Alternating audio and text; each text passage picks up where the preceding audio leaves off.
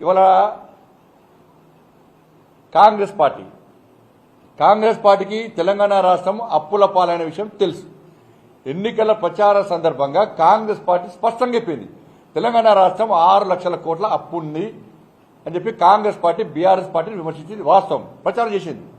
అయినప్పుడు కూడా అప్పు ఉందని తెలుసు. మీకు అప్పు ఉందని తెలిసి కూడా అప్పులు తీరుస్తామని చెప్పి ఒక ప్లాన్ మీకు ఉండొచ్చు. 6 గ్యారెంటీలు ఇచ్చారు. అసెంబ్లీ వేదిక కూడా ఎన్ని అప్పులు చేసిరో బీఆర్ఎస్ పార్టీ ప్రభుత్వం మీరు స్పష్టంగా తెలియజేశారు. అప్పుల విషయం తెలుసు. అప్పులు ఎట్లా చేసారో స్పష్టం చేశారు. 6 గ్యారెంటీలు కూడా ఇచ్చారు. అంటే మీకు ఒక ప్లాన్ ఉంటుంది. ఈ అప్పులను ఎట్లా తీర్చాలి, ఈ 6 గ్యారెంటీలను ఎట్లా అమలు చేయాలి, మీకు ఒక ప్లాన్ ఉంటుంది.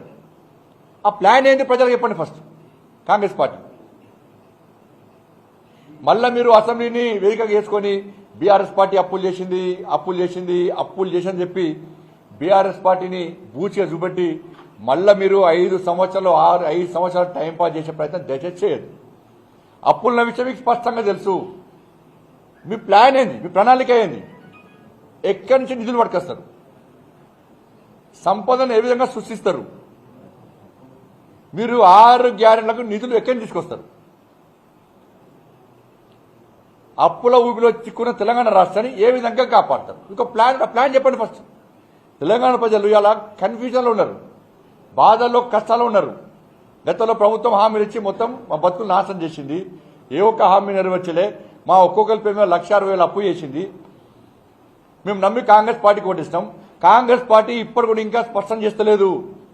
ఇంకా బీఆర్ఎస్ పార్టీని బూచిగా చూపెట్టి అప్పులు చేసిందని చూపెడతారు. వాళ్ళు అప్పులు చేసిన అంటే వాళ్ళకు గుణపాఠం చెప్పినాం. ఇవాళ మీకు అధికారం ఇచ్చినాం. మీరు ఏ విధంగా అప్పులు తీరుస్తారు, ఏ విధంగా 6 గ్యారెంటీలు అమలు చేస్తారు, ఏ విధంగా తెలంగాణ రాష్ట్రాన్ని అభివృద్ధి బాటకు తీసుకొస్తారు, నిధులు ఎక్కడి నుంచి సమకూరుస్తారని చెప్పి విషయాన్ని స్పష్టం చేయాల్సిన బాధ్యత కాంగ్రెస్ పార్టీ ప్రభుత్వం మీద ఉంది. ఈ మళ్ళా బీఆర్ఎస్ పార్టీని మీరు తిట్టుడు, బీఆర్ఎస్ పార్టీ మిమ్మల్ని తిట్టుడు, వాళ్ళు అప్పులు చేయాలన్నాడు, మీరు అప్పులు చేసిన విషయం స్పష్టం చేయాలి. బీఆర్ఎస్ పార్టీ ఎంత మొత్తుకున్నా వాళ్ళు ఇవ్వాలి. మరిగా వాళ్ళు అప్పులు చేసారు కాబట్టి చేతికిచ్చారు కాబట్టి మీకు అధికారం ఇచ్చారు. మరి మీరు ఎట్లా తెలుస్తారు? ఫస్ట్ నాట్ జీతాలు ఎట్లా ఇస్తారు? నోటిఫికేషన్ చేయాల్సిందే, 6 గ్యారెంటీలు అమలు చేయాల్సిందే, ఉద్యోగస్తులు ప్రమోషన్లు ఇవ్వాల్సిందే, రుణమాఫీ చేయాల్సిందే, మీరు రైతులకు ఇచ్చిన హామీ నెరవేర్చాలి, మహిళలకు ఇచ్చిన హామీ నెరవేర్చాలి, తెలంగాణ రాష్ట్రంలో పేద ప్రజలకు ఇచ్చిన ప్రతి హామీ నెరవేర్చాలి,